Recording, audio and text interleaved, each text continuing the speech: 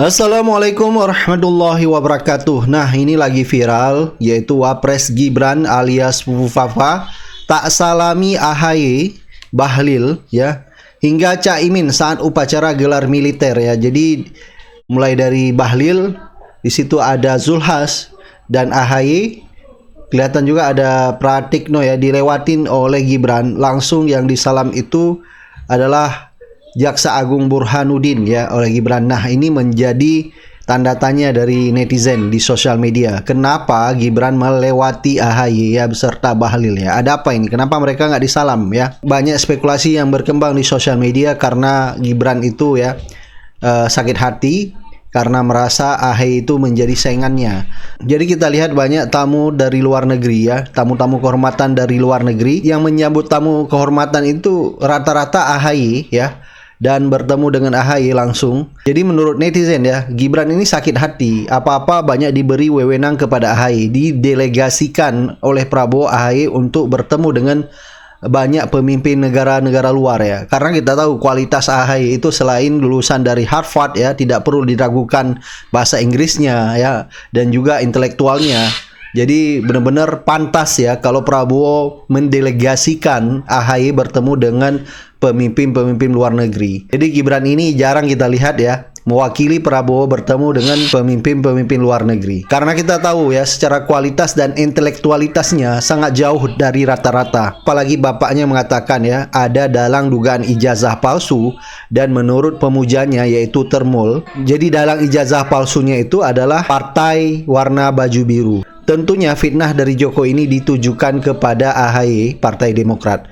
Jadi mungkin ini juga salah satu ya kenapa Gibran tidak mau menyalami AHY. Coba kita baca ya beberapa komentar netizen ya. Nah, ada komentar dari Tahu Gejrot. Kalian sibuk melihat sisi negatif Gibran, padahal sisi positifnya pun tidak ada. Kalian jahat. Jangankan sisi negatif, sisi positifnya aja tidak ada, kata netizen. Ada komentar dari Nur Ihsan, presidennya cerdas tapi wapresnya dungu jadi pincang pemerintahannya. Tambah hancur kondisi NKRI karena ada campur tangan bapaknya. Wapres takut anaknya dilengserkan maka bapaknya wapres terus bergerilya untuk mendapatkan dukungan buat anaknya yang dungu. Jadi cukup banyak sebenarnya ya spekulasi, asumsi netizen kenapa Gibran ini tidak mau menyalami AHY ya, melewati begitu saja. Padahal menteri semua di situ ya, tetapi dilewatin. Jadi yang berkembang di sosial media karena Gibran ini ya sakit hati. Baik ya, coba kita dengar ya beberapa komentar netizen ya di sosial media. AHY meskipun bukan anaknya SBY, AHY tetap purnawirawan, tetap TNI, dan tetap berkarir, berdikari, mandiri sendiri. Sebaliknya, Gibran biarpun bukan anaknya Jokowi, tetapi dia penjual martabak. Ingat, TNI bisa menjadi wira swasta ataupun bos martabak, tapi bos martabak tidak akan pernah bisa menjadi seorang anggota TNI. Saya pertegas sekali lagi ya, TNI bisa menjadi bos ataupun wira swasta, menjadi bos martabak, tetapi bos martabak tidak akan pernah menjadi seorang TNI. Dan Anda masih ingat Gibran menjadi wakil presiden karena Le Usman dan juga peran utama sutradaranya adalah bapaknya sendiri yang masih menjabat menjadi presiden, yaitu Jokowi. Jika tidak ada Jokowi, jika tidak ada Le Usman, Gibran nggak akan pernah duduk menjadi wakil presiden saat ini. Pilihan rakyat? Tentu tidak semuanya. Kalau tidak lolos persyaratan di MK dan tidak dirubah aturan oleh bapaknya, nggak bakalan dia lolos verifikasi persyaratan menjadi wakil presiden. Camkan baik-baik itu. Tetapi AHY meskipun tidak menjadi menteri, meskipun bukan anak SBY, dia ada di dunia militer, tetap menjadi anggota TNI. Dia mau jualan martabak, bisa. Dia mau jadi bos martabak, jelas bisa. Tetapi Gibran, bos martabak, jualan martabak, nggak bakalan bisa jadi anggota TNI. Dan kalaupun dia jadi presiden karena bapaknya Dande Usman. Bagaimana kalau nanti Jokowi sudah tidak ada alias meninggal dan semuanya meninggalkan Gibran? Arep dadi opo? Saya ketawa baca berita ini ya. Ini nih, tak hanya AHY, Gibran tak salami 4 menteri. Saya malah ketawa ya. Serius ini, saya malah ketawa. Apa yang bisa kita petik dari ini semua? Ya, apa yang kita petik dari ini semua? Ya, ini, itulah resikonya, ya, itulah resikonya kalau kita mendukung seseorang yang, ya, dalam tanda kutip, ya, perangai atau bahkan pendidikannya di bawah level rata-rata. Hanya karena hasrat politik, ya, hanya karena hasrat politik. Mereka mendukung seseorang yang tidak melihat ya baik latar belakang, pendidikan, integritas, intelektualitas, apalagi kemampuan dalam dalam memimpin negara. Ini resikonya, gitu resikonya. Jadi ini benar-benar resiko mereka mendukung seseorang yang benar-benar tidak mempunyai attitude sama sekali, terlepas apapun alasannya, entah dia sakit hati, entah dia kecewa sama 4 menteri ini atau AHY gitu. Mereka ini menteri-menteri itu padahal kan mereka tuh orang-orang berpendidikan ya. Tapi benar-benar harga diri mereka diinjak sama orang yang tidak mempunyai pendidikan. Bahkan ya, bahkan pendidikannya Gibran pun juga saat ini pun masih dipertanyakan. Gibran anak kecil, tapi mereka mengangkangi ya, menginjak-injak harga diri 4 menteri ini nggak disalami. Sekelas AHY loh. Atau 4 menteri lainnya tidak disalami oleh Gibran yang notabene seperti yang kita lihat dia anak haram konstitusi. Itulah resikonya kalau mendukung seseorang yang benar-benar tidak mempunyai intelektualitas, integritas, apalagi dia bisa dikatakan attitude pun juga tidak punya. Padahal ini masalah kenegaraan loh. Sebenci-bencinya mereka itu juga harus disalami sekalipun ada artinya tuh mungkin kita tidak ada kecocokan pribadi atau masalah apapun ya di luar itu, tapi tetap saja ini di publik loh, dilihat jutaan atau bahkan dunia peristiwa ini. Tapi sekali lagi ya, ini resiko dari mereka yang mendukung seseorang yang benar-benar notabene masalah attitude-nya, integritas, intelektualitas, pendidikan baik apapun lah gitu. Sekarang harga diri mereka tuh diinjak-injak oleh Gibran. Selamat menikmati.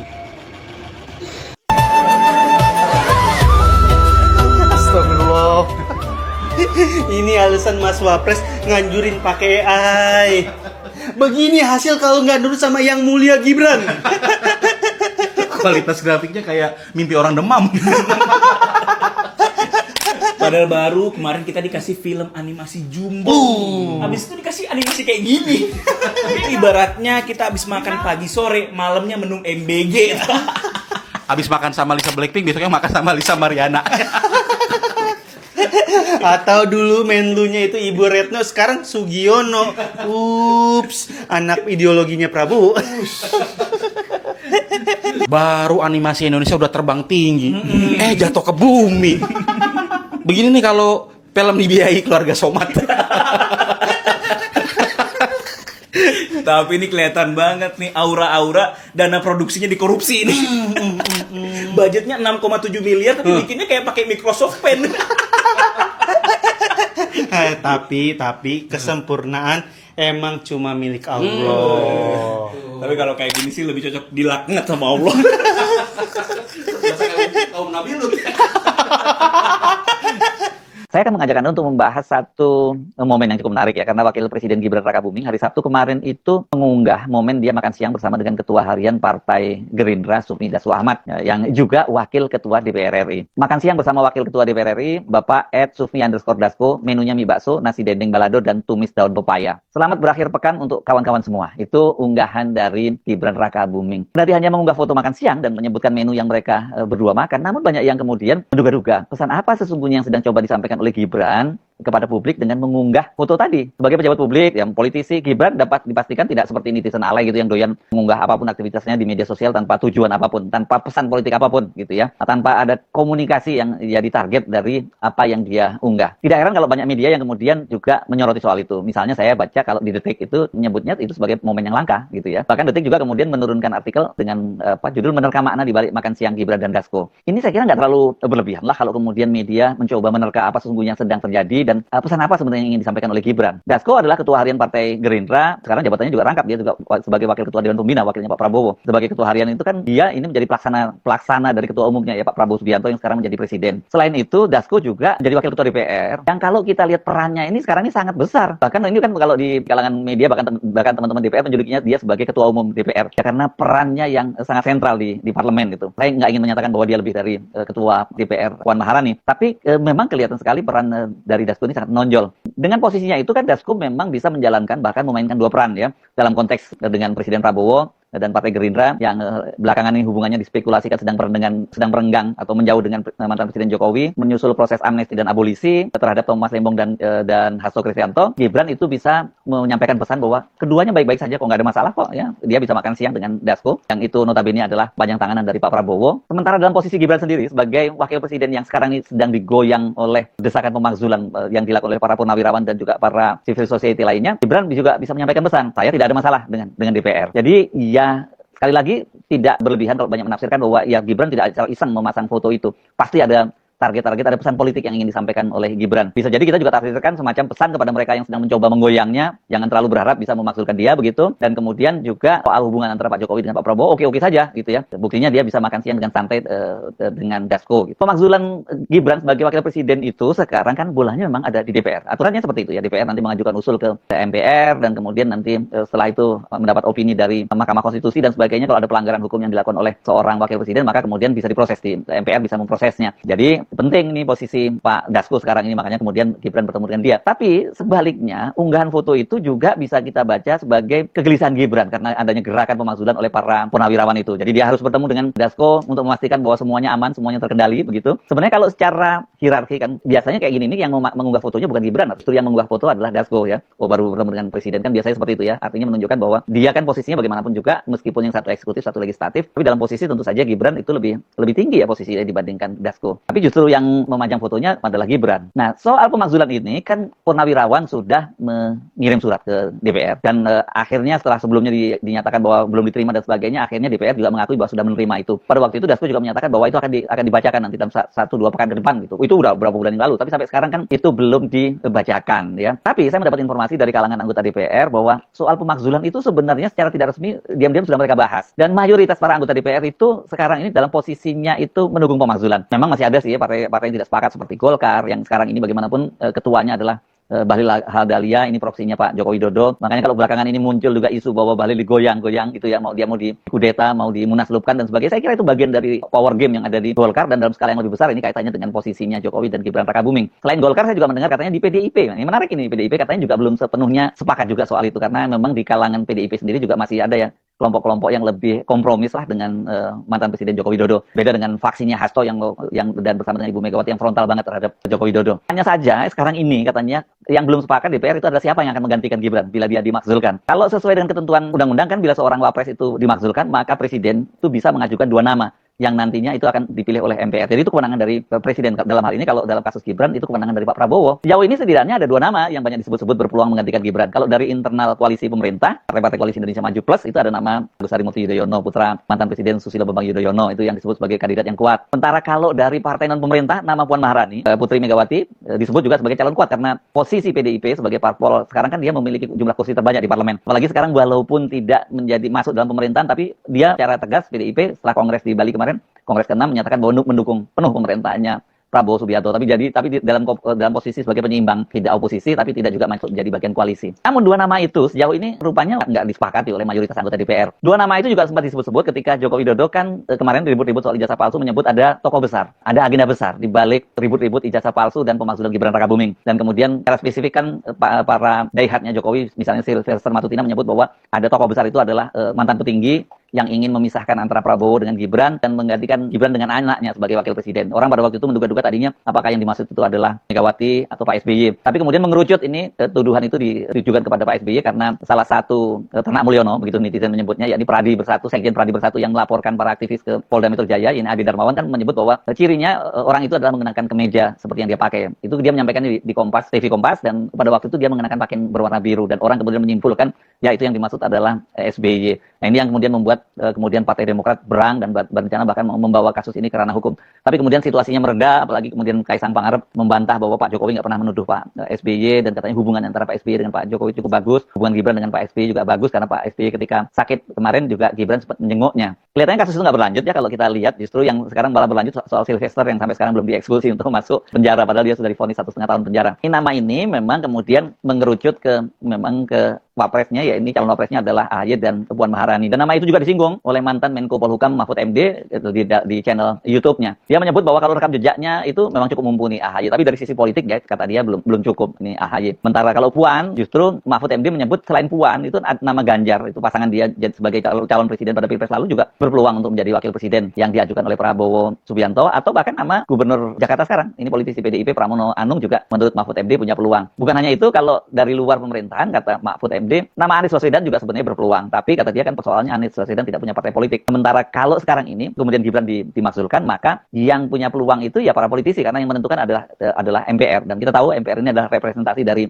DPR dan DPD. Di luar nama-nama itu justru yang sangat menarik ini, saya juga mendengar dari teman-teman di DPR, ada kuda hitam sebagai calon wakil presiden mengganti Gibran itu. Ini justru nama Dasko juga disebut-sebut sebagai salah satu kandidatnya, karena sekarang ini Dasko itu memang pengaruhnya luar biasa di DPR maupun di DPD. Dia kabarnya ini karena lebih luas gitu, dan dia bisa diterima oleh semua kalangan. Hanya persoalannya kan, masa iya kemudian Pak Prabowo mengajukan juga calon dari internal Gerindra sendiri, walaupun sudah ada presidennya ya, tapi itu waktu Pilpres kemarin kan Pak Prabowo juga berpasangan sesama Gerindra Pak, ya, ketika dia berpasangan dengan Sandiaga Uno. Tapi yang jelas sampai sekarang ini masih cair ya, belum sampai pada satu kesepakatan siapa gitu. Pemakzulan itu kelihatannya sudah yes, tapi siapa yang akan jadi pengganti Gibran itu yang sampai sekarang belum ada kesepakatan. Jadi kalau kemudian pertemuan antara Dasko dengan Gibran, dan Gibran kemudian mengunggahnya, kelihatannya Gibran juga paham bahwa posisinya Dasko itu sekarang sangat sentral, dia banyak memainkan peran. Ketika DPR misalnya menyatakan persetujuannya atas usulan Presiden memberi abolisi dan amnesti, kan yang menyampaikan waktu itu bersama dengan Menteri Pratman Andi Aktas, Menkumham, dan juga Mensesnek Prasetyo Hadi, yang bicara adalah Dasko sebagai wakil ketua DPR, bukan Puan Maharani. Banyak juga yang menyebut mungkin pada waktu itu karena ada faktor Hasto, jadi mungkin bukan Puan lah. Puan mungkin nggak merasa nyaman kalau dia menyampaikan, makanya Dasko. Tapi kalau kita menyimak bagaimanapun juga Dasko ini memang sekarang dia perannya cukup sentral. Nah, ini ada juga perkembangan yang terbaru yang menarik ini soal amnesti jilid 2. Ini kan pemerintah direncanakan akan memberikan amnesti jilid 2, dan seperti dikatakan oleh Sahganda Nainggolan, aktivis oposisi yang belakang sangat dekat dengan Dasko, dia menyatakan dia itu diminta oleh Dasko untuk mengusulkan nama-nama yang akan diberi amnesti, dan dia katanya sudah memasukkan 210 nama mereka tokoh politik ini yang pernah jadi lawan politik Jokowi dan kemudian dikriminalisasi. Ya termasuk salah satunya Sahganda sendiri sebagai aktivis Koalisi Aksi Menyelamatkan Indonesia bersama Jumhur Hidayat, bersama Anton Gian, bersama dengan Edi Mulyadi, semua itu katanya dimasukkan untuk mendapatkan